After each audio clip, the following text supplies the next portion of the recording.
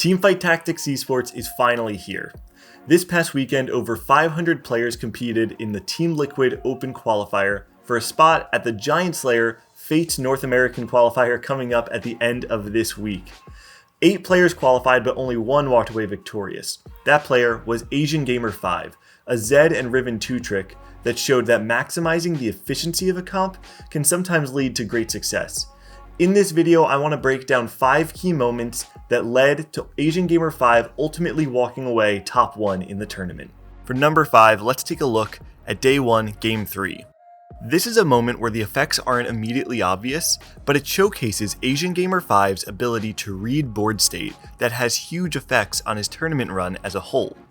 Sitting at 50 health at 4-6 with only a 2-star Zed, AsianGamer5 recognizes that going into Stage 5, his opponents are going to power spike, while he's 6 Zeds away from a significant spike.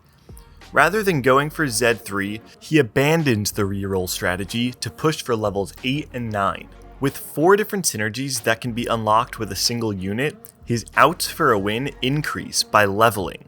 He levels to 8 and finds a Nazir. While this isn't strong enough to top 4 by itself, it saves him enough health to go for a fast 9, where he can add Zillion for Cultist Mystic and also roll for a legendary Chosen unit. In the end, AsianGamer5 rolls a Chosen Cultist Zillion with 6 health left, allowing him to play Yone over Evelynn and secure a first place finish. Moving on to moment number 4, let's take a look at Day 2, Game 1. At stage 4-2, Sakharon hits Riven 3.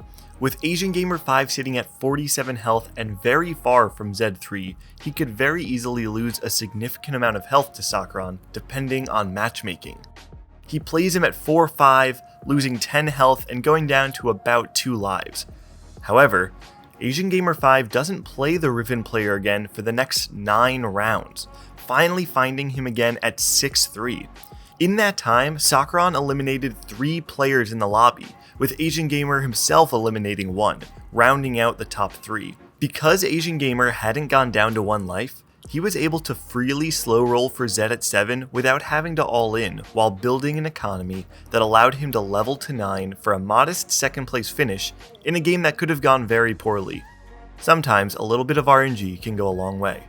For moment number 3, let's move back to Day 1, Game 4. At 4-3, AsianGamer5 is sitting at 44 health on a win streak, but is faced with a very clear issue. He's 6 Zeds away from Zed 3 and needs to find an additional power spike. After hitting a natural cane, he finds an additional cane on Carousel. He picks it up and slams a Zeke's Herald. He then uses the Nico's help that he had been saving for Zed 3 to make cane 2 instead. This causes 2 things to happen. First, it allows him to win streak through round 4 when otherwise he would have lost in 4-5. His win streak feeds his economy enough for a fast level 9. Secondly, the cane opens up another carry who can utilize a different set of items than Zed. Because the number of effective items that he can play has increased, his final PvE and carousel drops will be more efficient on his team. This flexible pivot ultimately earned him his 3rd win of the day, securing his spot in Day 2. Moment number 2 happened in Day 2, Game 5. In Game 4 of Day 2, AsianGamer placed 8th. This finish meant that in order to qualify for the 3rd and final day of the Team Liquid Qualifier, he would need to win the lobby. Not top 4, not place 2nd, but win. AsianGamer5 found himself in a strong top 2 position, but with one problem. Simple Plan had a Talon 3, and was looking to sweep the entire lobby. After round 6, both players had roughly 2 lives left. In order to win 2 of the next 3, AsianGamer knew he'd need as strong of a comp as possible. So, with 50 gold left, he makes one of the bravest decisions of the tournament and sells his Chosen Shen in order to find a Chosen Legendary unit. If he doesn't find both a Shen to activate the ninja buff and a strong Chosen Legendary that fits in his comp, he almost definitely loses the game.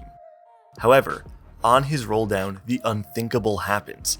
AsianGamer5 hits Chosen Keeper Azir, giving his team 4 Keeper and the sustainability to survive against the Talon and prevent him from resetting.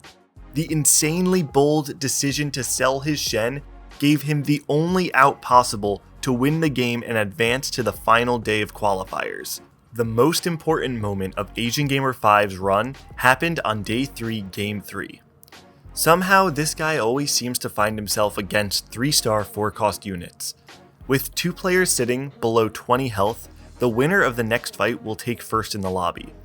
After losing multiple rounds in a row to Riven 3, AsianGamer5 hit Zilean 2 in addition to Yone and Lee Sin 2.